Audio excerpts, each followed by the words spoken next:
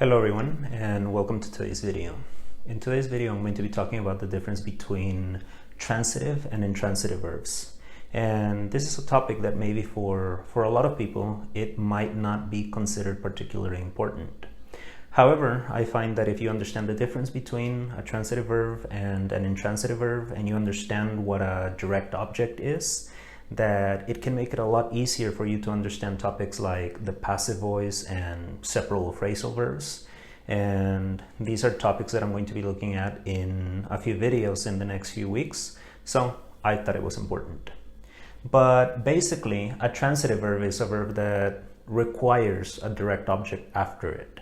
So verbs like, love, and hate are transitive verbs. So what does that mean? If you have a sentence with these verbs, so for example, I like, it is necessary to indicate who or what you like. So for example, I like sports, I like pizza. If you change the subject, it's the same thing. My sister likes.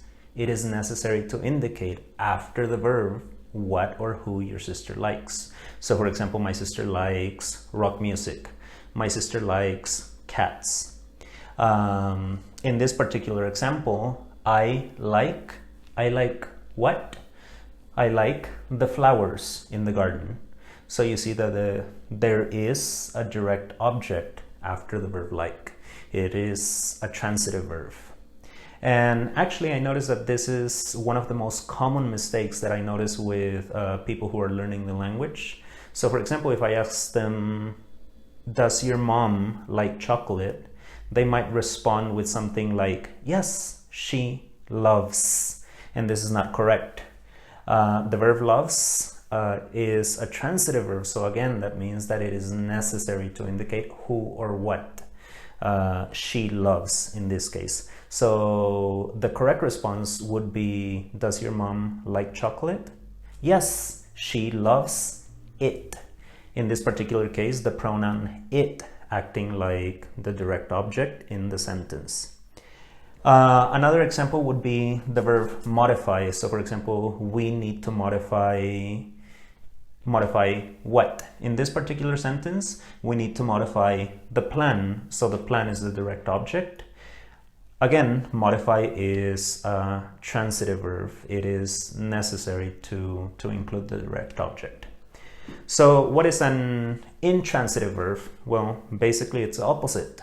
It's a verb that doesn't require, or it is incorrect to include a direct object. So an example would be the verb swim.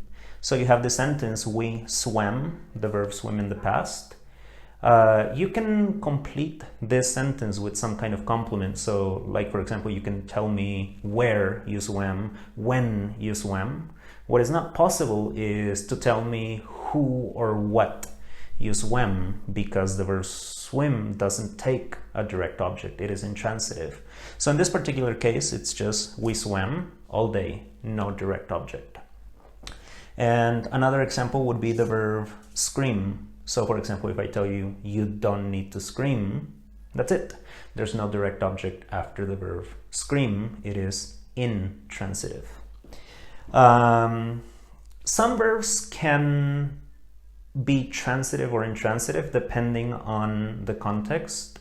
So an example would be the verb ask. So for example, I might say, can I ask you a question? So in this particular question, the verb ask does have a direct object. Can I ask what? Can I ask a question? A question is the direct object. It is transitive. However, to my question, you might respond, yes, you can ask, and you can finish the sentence there. So in this response, there is no direct object.